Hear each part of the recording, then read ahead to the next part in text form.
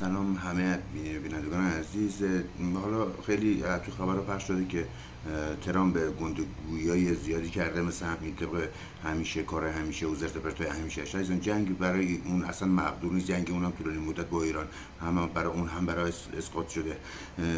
اما ترور چرا؟ اما ترور و آشوب از این مدل آشوب ها در داخل ایران برای اون همیشگی هست و کار همیشه شونه. اسقاطی آمریکا روی این زیاد کار کردن و کار میکنن. اعتماد ترورهای شخصیت بلند مرتبه ما هست و حتی مقام معظم رهبری باید حواسشون گوش بزنیم باشن، حواسشون باشه مردم، علاوه خصوص مردم نیروی امنیتی که حواسشون هست.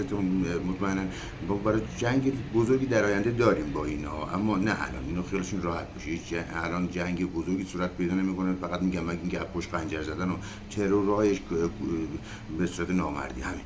خیالشون راحت، هیچ اتفاقی برای ایران در مورد جنگ نمیفته.